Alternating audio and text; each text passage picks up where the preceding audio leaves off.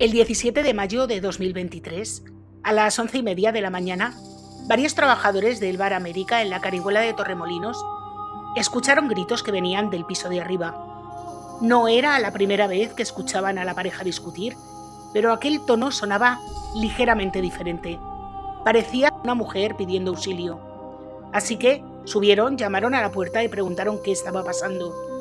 Desde dentro el hombre respondió que estaba todo bien y que Paula se había echado a dormir. Sin embargo, la voz de Paula nunca volvió a escucharse.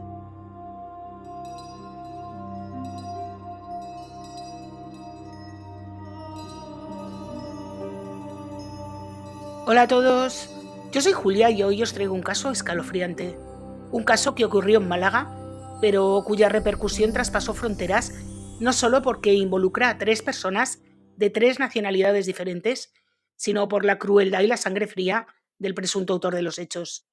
Y digo presunto porque este caso aún no está juzgado, aunque lo será en breve, porque el primero de los juicios comienza el 9 de marzo de 2026, es decir, en apenas 10 días. He querido traer este caso ahora porque es un buen momento para hacer un repaso de los hechos y que así, cuando escuchéis todo lo que se dirá estos días sobre él, tengáis todos los datos.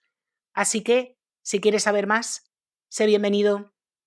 Aprovecho para agradeceros que veáis mis vídeos y ya sabéis que si os gustan, os podéis suscribir, dejarme un like, activar la campanita, comentar, compartir y todas estas cosas, que a vosotros no os cuesta nada y a mí me ayuda un montón.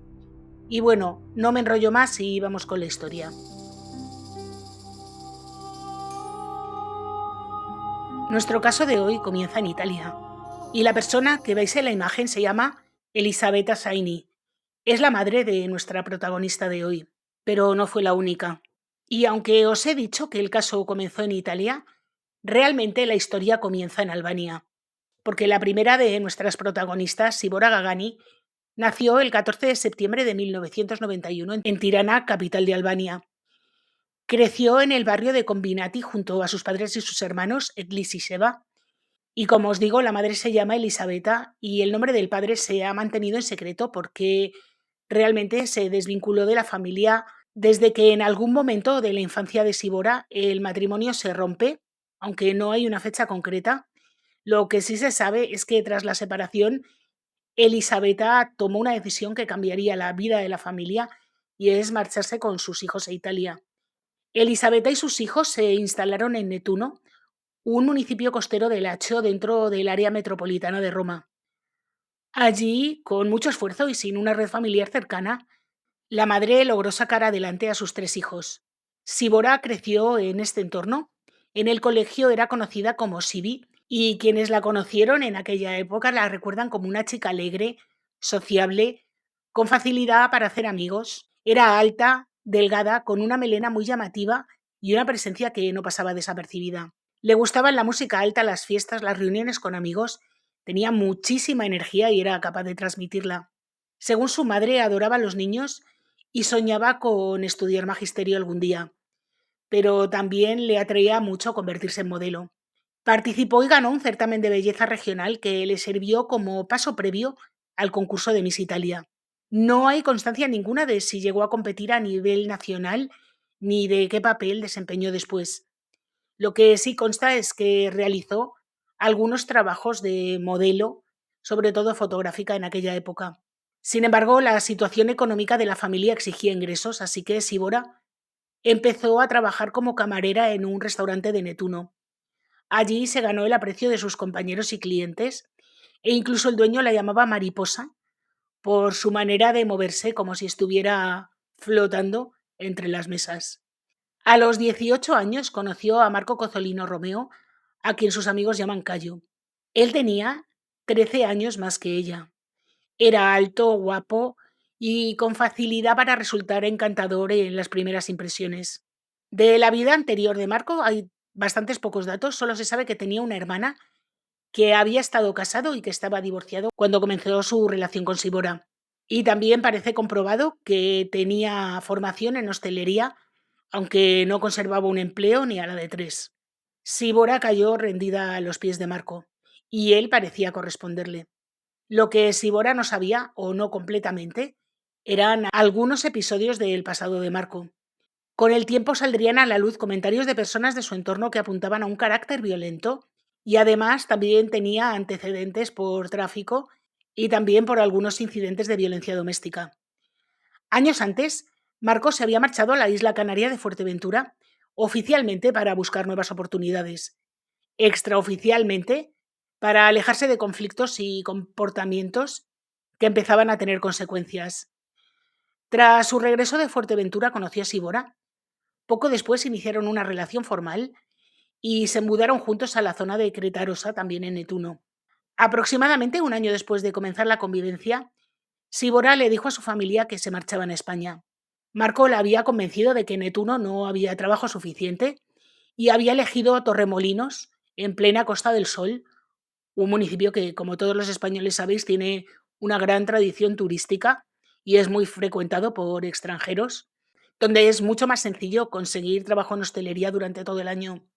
Elisabetta no veía con buenos ojos que su hija, tan joven, tenía 18 años, se marchará a otro país con un hombre que le sacaba más de 10 años, pero claro, Sibora ya era mayor de edad y había tomado su decisión, así que no podía sujetarla. La pareja llegó a Torremolinos en 2011, se instalaron en la zona de la Carihuela, cerca de la playa, donde había un montón de restaurantes, bares, chiringuitos, bueno, creo que todos os hacéis una idea de cómo es. Los que no lo conozcáis, que supongo que muchos también lo conoceréis. Y en los primeros meses todo parecía marchar sobre ruedas. Sibora hablaba a diario con su madre por teléfono y a través de las redes sociales y siempre aparecía feliz y sonriente. Encontró trabajo como camarera. Marco también empezó a trabajar como cocinero y pizzero. Sin embargo, pronto quedó claro que el problema de Marco no era la falta de oportunidades en Italia, y tampoco lo fue en España. Marco encadenaba trabajos breves y no lograba mantenerse ni un mes en el mismo restaurante. La convivencia en Torremolinos fue deteriorándose con el paso de los meses y el carácter que Marco había insinuado alguna que otra vez empezó a asomar la patita con toda su intensidad. Y el motivo siempre era el mismo, los celos. Muchas veces celos sin motivo, que se convirtieron en el centro de todas las discusiones, cada vez más frecuentes, más duras y más violentas. Elisabetta incluso lo comprobó en primera persona cuando viajó a España para visitar a la pareja. Quería ver con sus propios ojos cómo estaba viviendo su hija, y durante esa estancia en España fue testigo de escenas muy tensas, con reproches constantes y enfrentamientos que no se molestaron en disimular ni siquiera delante de ella. Así que Elisabetta llegó a la conclusión de que la relación, lejos de consolidarse, se estaba resquebrajando. En los meses siguientes, Sibora regresó varias veces a Italia y algunas fuentes sostienen que realmente el tiempo que estaba en España eran las temporadas altas de turismo, pero que el resto del tiempo lo pasaba en Italia con su familia. Y es que además Sibora tenía otro problema, y es que su permiso de residencia había caducado y estaba utilizando documentación italiana falsa a nombre de Simona Faraone para poder viajar. En Torremolinos, de hecho, mucha gente la conocía por el nombre de Simona. A finales de 2013, cuando estaban a punto de cumplir 3 años de relación, Sibora volvió a casa con su madre. Le dijo que había dejado a Marco y que no pensaba regresar porque ya estaba cansada de que la situación no mejorara. Pero poco después, maltratador de manual, apareció en la vivienda de la familia y le prometió cambios. Habló de un futuro distinto e incluso le pidió matrimonio. Y Sibora terminó aceptando volver. Durante un tiempo pareció reinar la calma, pero realmente fue solo un paréntesis. Los celos, los episodios de violencia y todo el infierno que había vivido Sibora volvió de nuevo. Según recordaría más tarde su madre, su hija empezó incluso a tener miedo de Marco. En una ocasión llegó a decirle que si quería separarse de Marco, tendría que desaparecer, porque de otra manera él no la iba a dejar en paz. El punto de ruptura llegó en junio de 2014. Sibora abandonó la vivienda que compartían y se instaló en un apartamento en la calle Hoyo, en Torremolinos. Una vez que estaba instalada, llamó a su madre y le dijo que había terminado definitivamente la relación con Marco y que esta vez sí que era libre como una mariposa. Sin embargo, poco tiempo después, la situación dio un giro inquietante. A principios de julio, Marco llamó a Elisabetta para preguntarle si Sibora había regresado a Italia. Sorprendida, su madre le dijo no, ¿qué ha pasado? y él le explicó que tras una fuerte discusión 2 días antes, Sibora se había ido de casa dejando allí todas sus pertenencias. El relato a la madre no le cuadraba en absoluto porque sabía que su hija hacía un mes que se había mudado a otro apartamento y no podía haber dejado todas sus cosas allí, puesto que ya no vivía con él. Desde ese momento la madre sabía que Marco estaba mintiendo. Y pasaron los días y Elisabetta estaba preocupadísima porque no lograba hablar con su hija. Aún así se aferraba a una esperanza porque, como le había dicho Sibora que si quería romper con Marco tenía que desaparecer, ella pensaba que su hija quizá estaba en estas. Pero esta posibilidad empezó a desmoronarse cuando Marco ofreció una segunda versión de lo que había pasado con Sibora. En esta nueva versión aseguró que un vigilante de la residencia había visto a Sibora salir con 2 maletas y marcharse sin decir a dónde. El problema era que esta versión contradecía a la anterior, porque en la primera la joven se había ido sin llevarse nada y en esta se había llevado 2 maletas. Como siempre digo, es que los delincuentes son requete listos. Y además esto de dar varias versiones, oye, se les da fenómeno. La familia entonces decidió esperar un poco más, pero no mucho más, porque estaban convencidos de que aunque quisiera desaparecer de la vida de Marco, Sibora jamás cortaría el contacto con sus hermanos y sobre todo con su madre. La última señal de la que se tiene noticia de Sibora fue el 7 de julio de 2014. Ese día intercambió un mensaje por WhatsApp con Marco y después su teléfono quedó desconectado. No volvió a haber actividad de Sibora ni en redes sociales, ni en el teléfono, ni en ningún sitio. En las semanas siguientes Marco viajó a Italia y se presentó en casa de la familia. Se sentó a tomar un café con Elisabetta para lamentar la desaparición de su amada. Comentó con Etlis, el hermano de Sibora, que no entendía cómo podía haberle dejado sin darle explicaciones, y aseguraba que no tenía ni la más mínima idea de dónde estaba Sibora. Dijo que había impreso carteles con su fotografía y que los había colocado por todo Torremolinos. Y habló de que había gente que incluso le había llamado y que le decía que habían visto a Sibora subir en autobús, que quizás se había marchado a Argentina o que tal vez la habían visto paseando con un hombre con el que discutía. Las versiones se multiplicaban una vez más, pero ninguna sola tenía un solo dato verificable. Es más, este hombre no tenía ni los nombres de los testigos que la habían visto. Que es que tela. O sea, tú estás buscando a tu novia, un testigo te dice haberla visto y tú no te quedas ni con su nombre ni con su teléfono. Fenomenal, oye. Y además estaba tan preocupado que no puso una denuncia formal por la desaparición de su pareja. Estaba liado en otras cosas, hombre. Tuvo que ser su madre la que finalmente acudiera a la policía no solo para comunicar que su hija había desaparecido, sino para señalar que Marco, su pareja o su expareja, estaba convencida de que tenía algo que ver. Las autoridades entonces iniciaron una investigación tomando declaración a Marco porque había sido la última persona que había tenido contacto con ella. Y él repitió su historia. Confirmó que la pareja estaba separada, aunque en la vivienda que compartieron aún quedaban algunas cosas de Sibora. Se interrogó también a los jefes de Sibora en Torremolinos, a algunos amigos, pero nadie pudo aportar una sola información concreta de dónde estaba ella. Y la situación se prolongó durante meses sin un solo avance. En el año 2015, con el objetivo de ampliar la búsqueda a nivel nacional, la policía solicitó la colaboración de la asociación SOS Desaparecidos, para lo cual se distribuyeron fotografías y datos identificativos, pero tampoco hubo resultados. La familia, lejos de resignarse, también decidió impulsar la campaña en Italia, a la vez que había hecho en España, pero no había manera de tener información nueva de dónde podría estar Sibora. Durante todo este tiempo, los padres de Marco respaldaron públicamente la versión de su hijo. En 2017, cuando ya habían pasado 3 años sin noticias, la madre de Marco acudió al restaurante donde trabajaba Elisabetta y le aseguró que había visto a Sibora en España en una oficina de correos. Más tarde dijo que la había visto en Nápoles y después en Portugal. Esta mujer tenía una suerte bárbara, porque no la veía nadie y ella se la había cruzado 3 veces en 3 sitios diferentes. Es que tela, ¿eh? Qué certera esta mujer, qué ojo tenía. El tiempo avanzaba, cada cual seguía con su vida, al menos en apariencia, pero no todos evidentemente la vivían igual. Mientras la familia de Sibora convivía con la incertidumbre y una esperanza cada vez más frágil, otras personas parecían haber pasado página. Pero la pregunta seguía ahí, ¿dónde leche estaba Sibora? Y como os he dicho, la vida de Marco continuó. Cambió de imagen, se rapó la cabeza, se dejó barba, pero siguió haciendo exactamente lo mismo que hacía mientras estaba con Sibora. En esos años mantuvo al menos 2 relaciones sentimentales que acabaron con denuncias registradas en el sistema Biogen, y en al menos uno de los 2 casos se dictaron medidas cautelares de alejamiento a favor de la expareja. En el barrio de La Carihuela, sin embargo, Marco proyectaba otra imagen. Saludaba a sus vecinos con una sonrisa, frecuentaba el gimnasio, practicaba tiro al blanco y deportes como el béisbol o las artes marciales. Y a ojos de muchos era un italiano más. En 2023, cuando se cumplieron 9 años de la desaparición de Sibora, Marco ya tenía una nueva pareja, Paula Martín.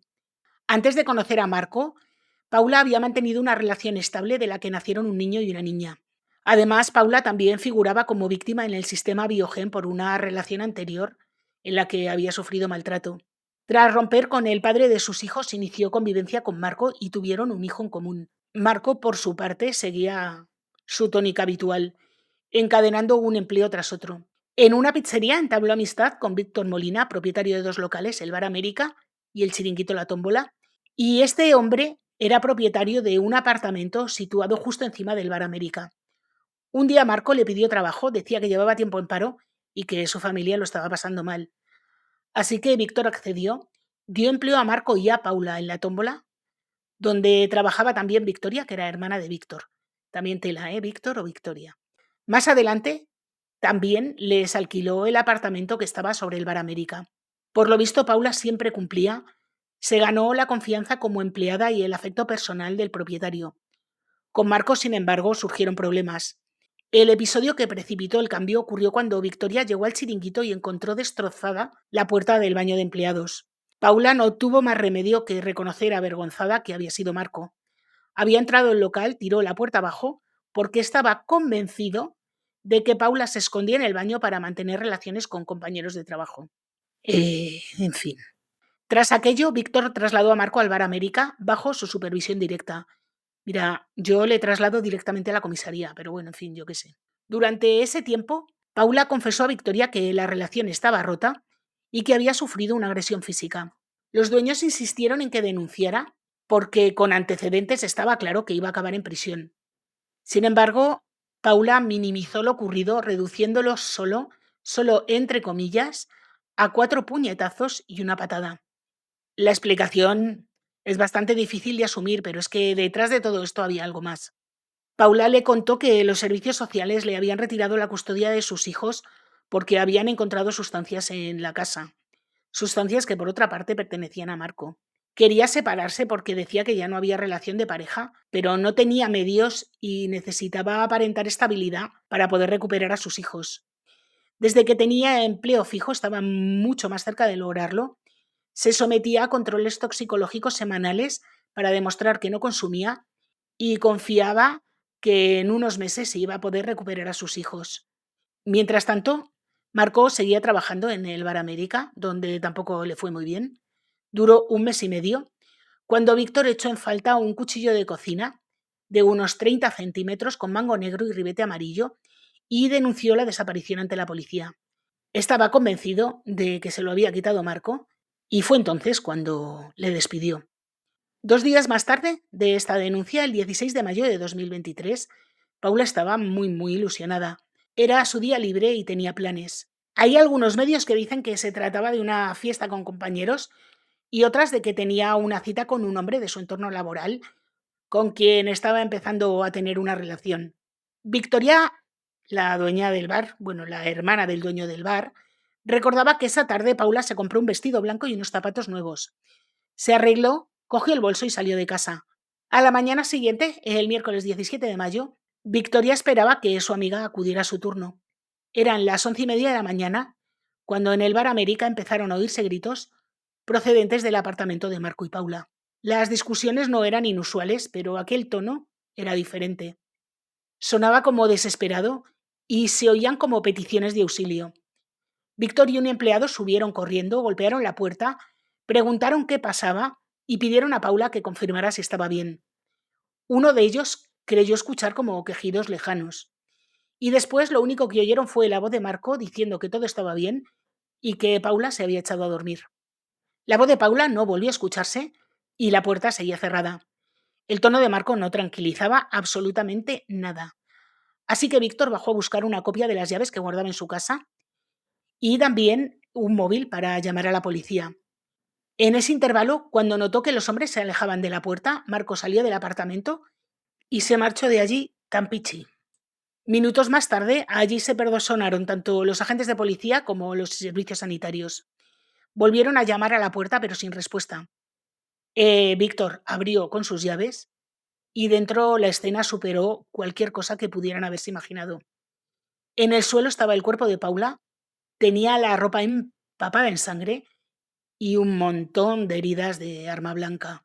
Según una de las descripciones recogidas en estos primeros momentos, el cuchillo seguía en uno de los lados del cuerpo. Los sanitarios solo pudieron certificar el fallecimiento allí mismo. Y por supuesto, Marco no estaba en la vivienda. En cuestión de minutos, el número 38 de la calle San Ginés quedó acordonado. Es donde se encontraba el apartamento. Patrullas, policía judicial, equipos médicos ocuparon toda la zona. Y la búsqueda del sospechoso se activó de inmediato. Con la descripción facilitada por los testigos, los agentes peinaron calles y comercios cercanos y, paralelamente, familiares, compañeros y amigos difundieron por redes sociales la fotografía de Marco para pedir la colaboración ciudadana. Una vecina reconoció al hombre en un local a unos 500 metros del lugar de los hechos. Y poco antes de las 5:30 de ese mismo día, menos de 6 horas después del crimen, fue detenido en un establecimiento donde estaba tan tranquilamente tomándose una cerveza. No opuso resistencia y la detención se produjo ante la mirada de clientes y vecinos. Fue trasladado a dependencias policiales y comenzaron a conocerse los primeros datos forenses.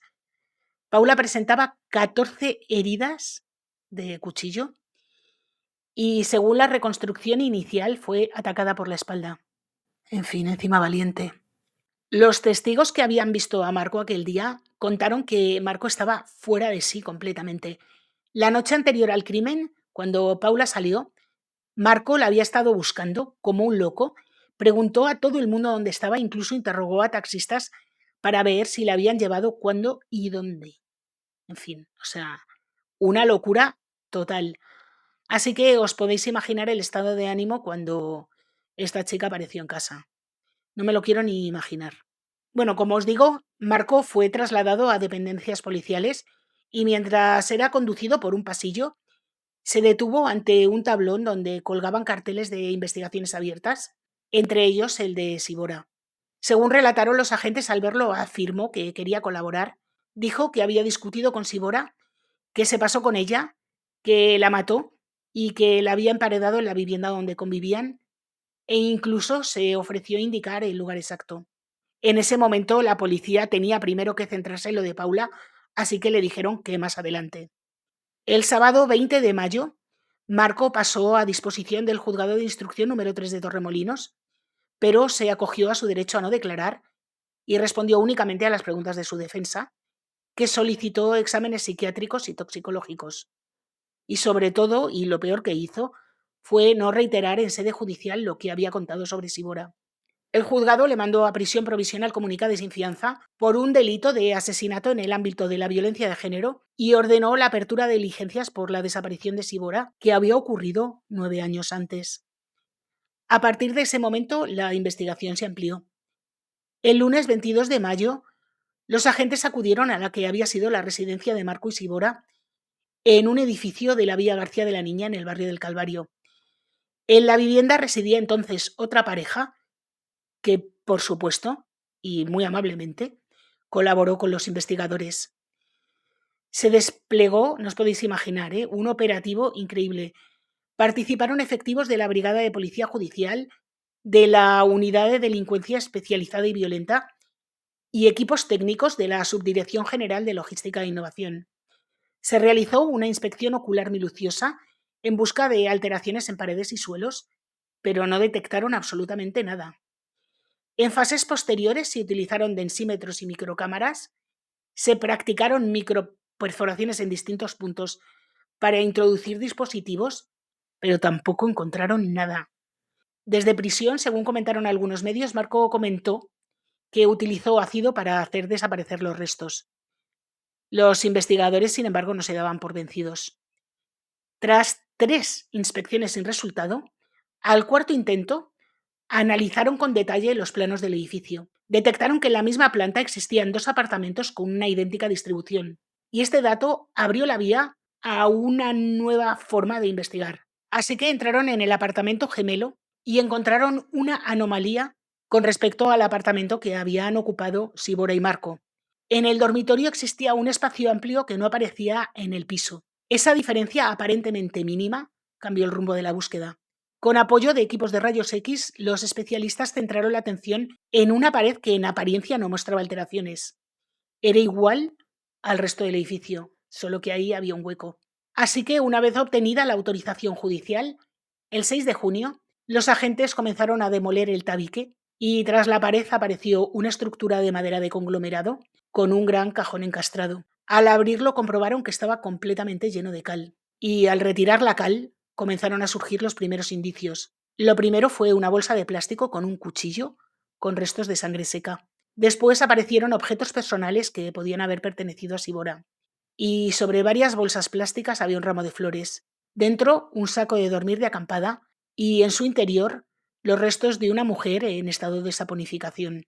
La saponificación es un fenómeno químico que se produce en determinadas condiciones tras la muerte y consiste en la transformación de los tejidos grasos en una sustancia conocida como adipocera o cera cadavérica.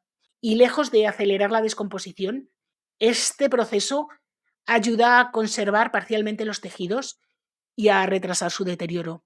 Tengo otro caso en el canal donde también se produce saponificación y gracias a ello encuentran muchas pruebas. Os voy a dejar el caso enlazado en la caja de información por si no lo habéis visto. El cuerpo fue trasladado al Instituto de Medicina Legal de Málaga para practicarle la autopsia y confirmar oficialmente la identidad y la causa de la muerte. Desde Albania, la hermana de Sibora declaró a la prensa que estaban conmocionados y que no iban a descansar hasta conocer toda la verdad. Edlis, el hermano que llevaba tatuado el nombre de Sibora en el pecho, aseguró que siempre temió que su hermana estuviera muerta y recordó cómo años atrás Marco se había presentado llorando diciendo que no entendía por qué lo había dejado sin explicaciones. De verdad que pobre familia. Las autoridades españolas solicitaron a Elisabetta una muestra de ADN para confirmar científicamente su identidad, aunque los restos presentaban tatuajes que coincidían con los que tenía Sibora. El resultado no dejó dudas. El cuerpo pertenecía a Sibora Gagani, desaparecida a los 22 años. La autopsia concluyó que la causa de la muerte fueron múltiples heridas punzantes. Los medios intentaron recabar la reacción de los familiares de Marco, al que parte de la prensa empezó a denominar como el monstruo de Torremolinos, y el padre de Marco declaró que no quería saber nada, que lo ocurrido era monstruoso y que su hijo también lo era. La madre no sé si seguía diciendo que había visto a Sibora en Chapultepec, pero bueno, yo qué sé. También trascendieron declaraciones de la hermana de Paula, que contó que Marco insultaba y humillaba a su hermana, que decía que era muy mala madre, y relató también que la hija de Paula le mandaba audios diciendo que Marco agredía a su madre, que discutían constantemente y que por las noches él se sentaba al pie de la cama con un objeto de hoja afilada en la mano. Uf, qué escalofríos. Tras el duelo se dio paso a una nueva etapa, la judicial. El martes 30 de enero de 2024, Marco volvió a comparecer ante el juzgado. La vista se celebró a petición de la defensa y allí entregó una carta manuscrita de 17 páginas. En ese escrito reconocía ser el responsable de la muerte de Paula, pero introducía matices que trataban de rebajar su responsabilidad. Afirmaba que la relación estaba marcada por el consumo de alcohol y sustancias por parte de ambos. Admitía haber acabado con su vida, pero sostenía que actuó tras una discusión porque ella le reclamaba 50 euros y le había reprochado una supuesta infidelidad. Según su versión, su culpa fue defenderse con demasiada contundencia.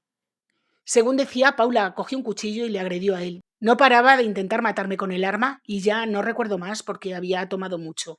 Mantiene que nunca hubiera imaginado semejante tragedia y que tenía que haber llamado a la policía, pero que le entró miedo y supo que en aquel momento había perdido para siempre al hijo que tenían en común. Añadió que nunca hubiera sido capaz de hacer daño voluntariamente a la madre de su hijo y que lo juraba y que gracias a la cárcel había encontrado el camino espiritual y que estaba aprendiendo de sus errores y que quería colaborar con la justicia. No explicaba, sin embargo, cómo podía encajar en la defensa propia el hecho de que las heridas de Paula estuvieran en la espalda. Sobre Sibora, el reconocimiento de los hechos, a pesar de que quería colaborar con la justicia, era un tanto de aquella manera. En la carta contaba que no la mató. Sostenía que solo se encargó de introducir el cuerpo en bolsas, colocarlo en la caja de madera, cubrirlo con cal y levantar la falsa pared. Decía lamentar algo tan asqueroso, pero negaba ser el autor de los hechos. Añadía que desde su detención había experimentado un acercamiento profundo a Dios y que estaba muy arrepentido. Y ahora vais a flipar con la explicación sobre la muerte de Sibora, que no la ofreció en la carta, sino verbalmente en sede judicial. Según su nueva versión, otra más, los responsables fueron miembros de la mafia albanesa. Aseguró que le habían prestado 25.000 euros para montar un negocio, una casa de citas, en fin, y que el dinero le fue robado por unos colombianos tras una noche de fiesta. Incapaz de devolver la deuda, 4 hombres armados se habían presentado en su domicilio, uno le encañonó y los otros 3 habrían colocado a Sibora contra la pared. Según Marco, en el transcurso de esta discusión, uno de ellos le clavó el cuchillo. Añadió que los supuestos mafiosos se llevaron 9.000 euros que guardaba procedentes de tráfico de sustancias y que le dieron por saldar la deuda a cambio de que él hiciera desaparecer el cuerpo. Dijo que pasó 2 días con él en casa sin saber qué hacer hasta que terminó haciendo lo que hizo. O sea, ¿de verdad este señor se piensa que alguien se va a creer eso?